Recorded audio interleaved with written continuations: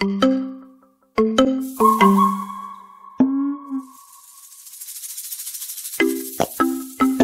yeah, T-Mec.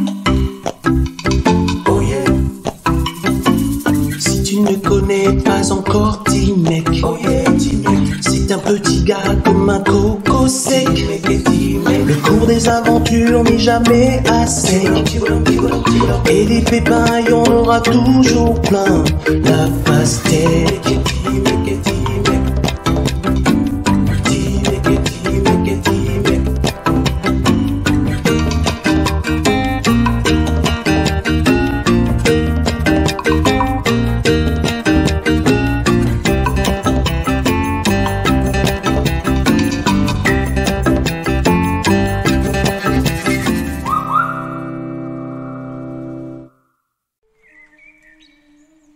Momeka, la fourmi, habitait une vallée entourée de cases abandonnées. Momeka vivait là avec sa mère et ses deux sœurs.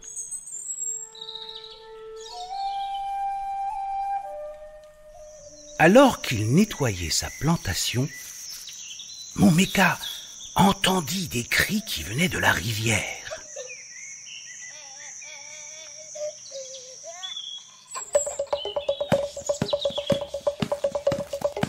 La fourmi se mit à cavaler en direction des éclats de voix.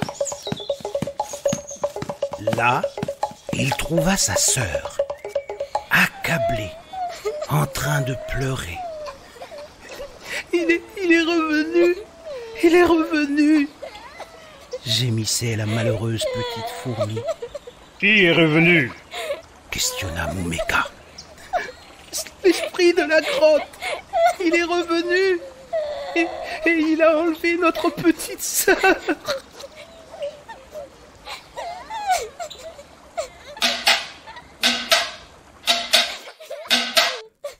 Le soir, autour de la marmite, la mère fourmi se lamentait. L'esprit de la grotte a volé ta sœur.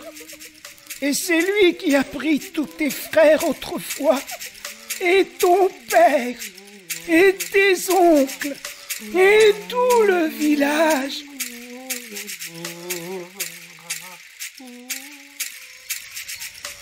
Momeka prit un morceau de feu. Il se dirigeait maintenant vers sa case. Allons dormir. Demain, j'irai dans la grotte de l'esprit, retrouver nos familles.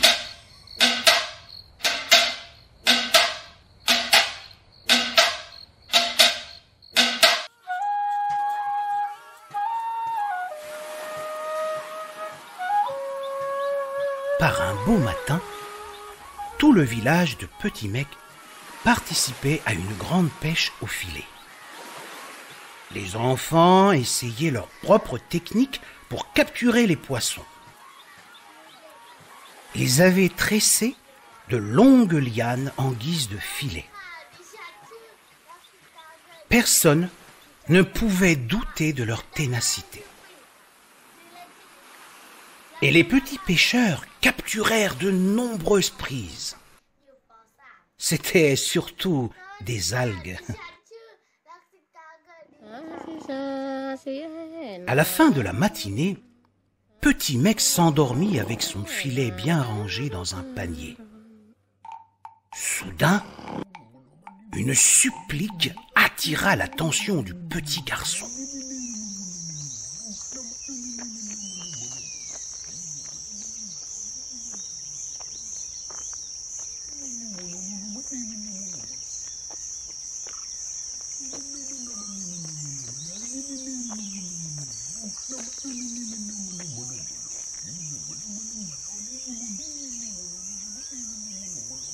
Momeka accomplissait une étrange cérémonie.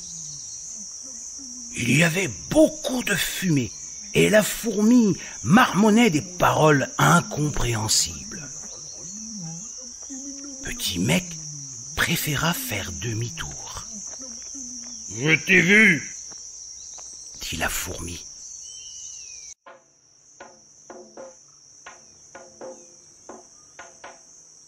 Petit Mec s'excusa d'avoir dérangé la fourmi. « Es-tu l'esprit de la grotte ?» demanda Moumeka. « L'esprit de la grotte ? Mais quelle grotte ?» demanda Petit Mec. La fourmi fit alors le récit de la disparition de toute sa famille et de l'enlèvement de sa petite sœur par l'esprit de la grotte.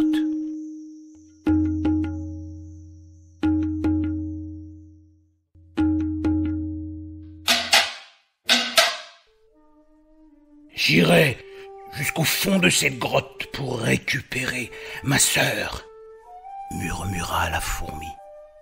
Je t'accompagne, si tu veux bien, proposa Petit Mec, qui voulait toujours aider les autres.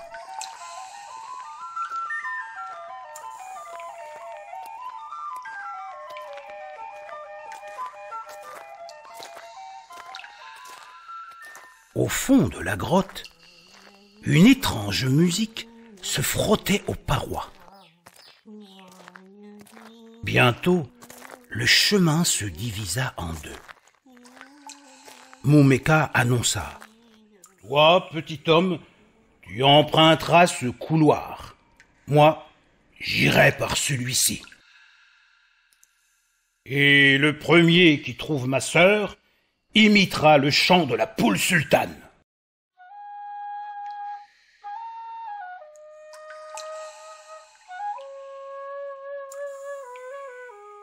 C'est ainsi que tout au fond d'une grotte, Petit Mec cheminait seul dans un immense et sombre tunnel.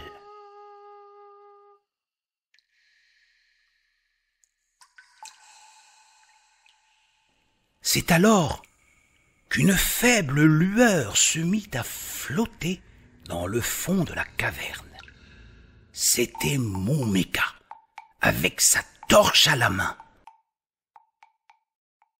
« Les deux couloirs nous ont conduits au même endroit, » chuchota la fourmi.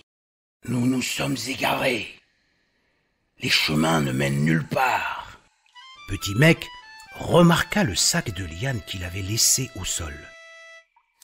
« Nous voici revenus sur nos pas. C'est ici que nous nous sommes séparés tout à l'heure. »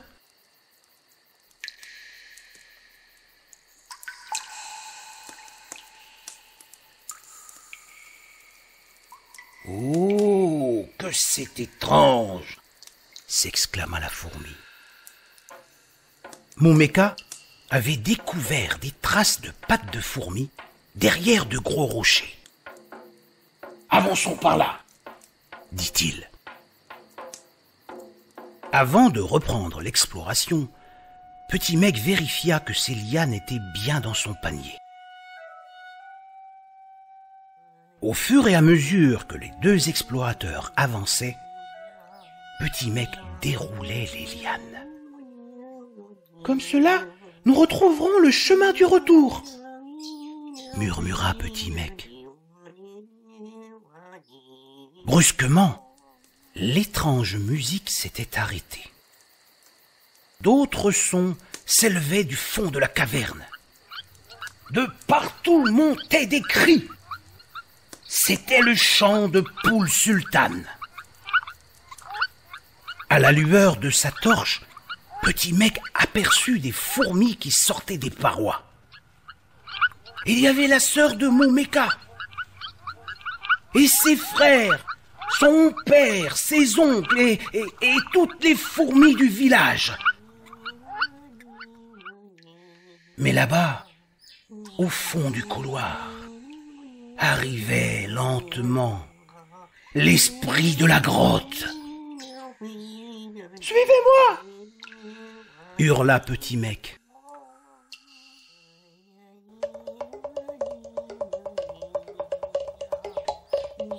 Moumeka, une pierre dressée dans la main, barrait le chemin à l'esprit de la grotte.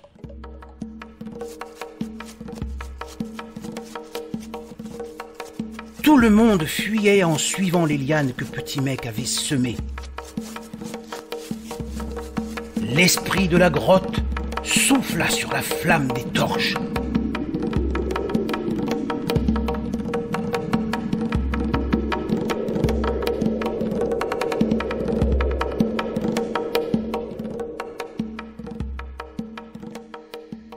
Maintenant, Petit Mec se guidait grâce aux lianes.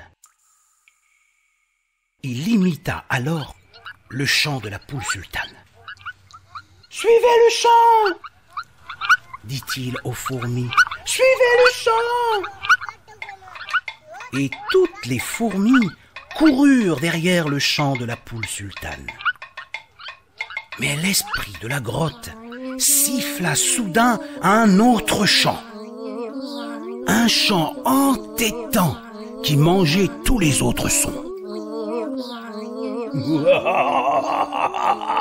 Vous n'irez pas loin, hurlait L'esprit de la grotte. Et le monstre sauta par-dessus Moumeka. Il s'est lancé à toute vitesse vers les fugitifs. Mais Babou, le voilà qui s'en mêle les pattes dans les lianes. Il roule, il roule.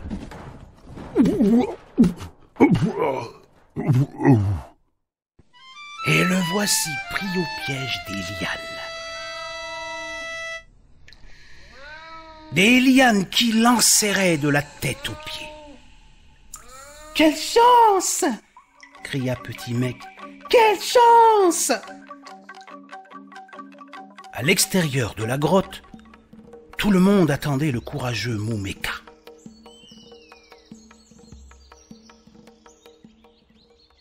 Les fourmis remercièrent Petit Mec. « Nous étions prisonniers et obligés de travailler tout au fond de la caverne. » Devant la grotte, une clameur s'éleva. C'était Moumeka.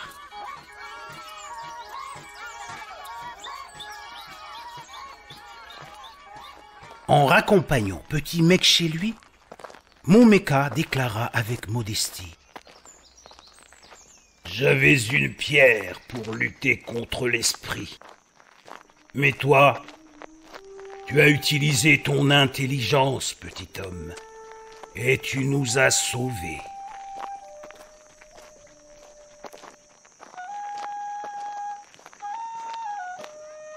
Au village, le grand-père de Petit Mec écouta l'histoire jusqu'à la fin. « J'ai eu beaucoup de chance !»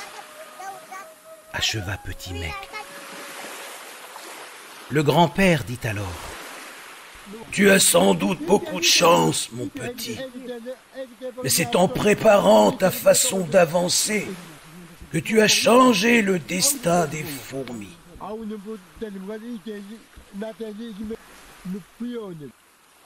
C'est ainsi que Petit Mec avait appris que la vie sait être généreuse envers ceux qui réfléchissent, et particulièrement envers ceux qui réfléchissent bien avant d'agir.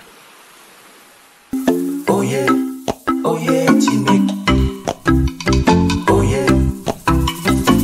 Si tu ne connais pas encore Petit Mec, oh yeah, Petit Mec. C'est un petit gars comme un coco sec. Le cours des aventures n'est jamais assez.